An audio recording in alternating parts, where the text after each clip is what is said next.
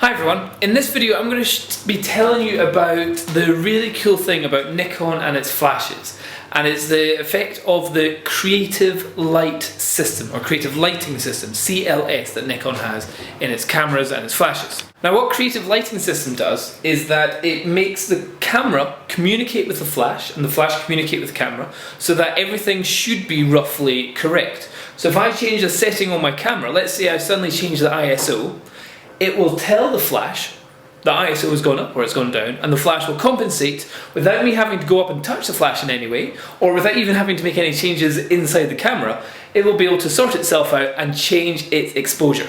So for example, what I'm going to do here is I'm going to shoot this bowl of bananas here.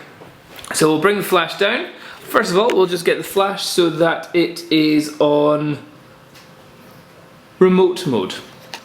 Now, on the back of a camera that has got the CLS system inside it, you will have a custom settings menu. Now, if you go into that and go down to bracketing and flash, go through to that, you've got a whole load of options here. You've got flash sync speed, flash shutter speed, but the main one for working with the CLS is the flash control for the built-in flash, which is a little bit up here. If we go into that, you've then got all these options: TTL, manual, repeating, and then commander mode. And now this is what you use on your camera to control your flashes. Now here I've got it so that the built-in one is on manual. What we'll do is we're going to put that onto dash dash. So that should mean that the flash from this shouldn't affect the image. The second part, which is group A, which we're going to turn the flash onto, we're going to make that TTL, which means through the lens, so that means it meters the light coming into the actual lens of the camera. Okay, so now if I set my camera up, I'm going to put it onto manual mode, and we're going to shoot at 250th of a second and f5.6 and ISO 200. Now as you can see here by this exposure meter here, that's saying it's totally dark. So if I were to take a photo, you can see the image that comes up is just totally black. So that should mean that the only light that will be coming in this picture will be from the flash, which is up there. So the flash is just going to be shooting straight down onto the bananas. So we'll take the first shot just now. So now with the camera set on spot metering, and we're going to have the actual spot being around about the apple and banana bit. If I take a photo just now, this flash will go off and it will expose it so that it should roughly be correct. Okay, I'm happy with that, yeah. So the flash is coming down and it's fairly well exposed. But what if I were suddenly to say, oh, I want more depth of field, and I suddenly quickly change the aperture? So if I suddenly change the aperture from f5.6 to say f16, huge difference in brightness able to come into the camera. The flash would have to be changed. The flash would have to go up 3 stops of brightness, or in other words, 8 times more powerful.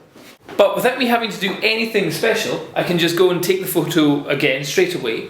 And because it's on TTL, the flash will be coming off of this, bouncing off the bananas, coming into the camera, and the camera will be going, right, flash, be more powerful, be less powerful, be wherever you need to be, and the flash will then go off again, all within a fraction of a second. So let's look at that.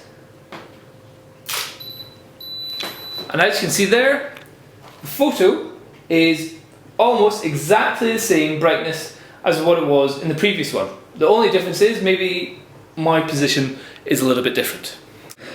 Now, if I completely change the ISO, say take it from 200 all the way up to 1600, so that's a huge amount of difference, and let's say I change the aperture as well, down to 4, and if we take a photo again, normally we'd have to do lots of mathematics in our head, thinking, right, is that it is gone up by 3 stops in ISO and down 2 stops in aperture, so in the flash we'll have to change it by 1 stop, the ambient will be this, blah blah. Really, you'd have to think quite a lot and maybe write stuff down. But instead, I can go and take the same photo again, and it's exposed it exactly how I would want it to be exposed. Brilliant! And that's because the flash in the camera has communicated with the flash, which is over here, and told it to change its power settings. And that's all through this tiny little thing here in the pop-up flash. You can also do it with another SB900 or SB800 or the new SB700. You can stick them on top of your camera and it will work in this commander mode, where it communicates with the flashes and tell them how well to work. If your flashes are overexposed or underexposed, then you can easily change it by just doing exposure compensation or a little bit of flash compensation.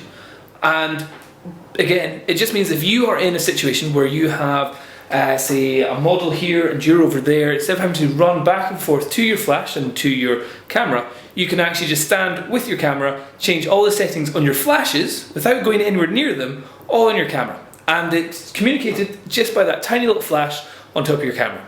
That flash will always go off and you'll have to make sure that it's not blinding the person. But I've never had a case where somebody's been able to blink as fast as how these have been able to go off. If you put it on, say, red eye reduction, then yeah, there'll be lots of flash beforehand, but I've never needed red eye reduction whenever using a digital SLR. Never. In fact, that's like only one case, but that was another paparazzi's photo or flash getting in the way.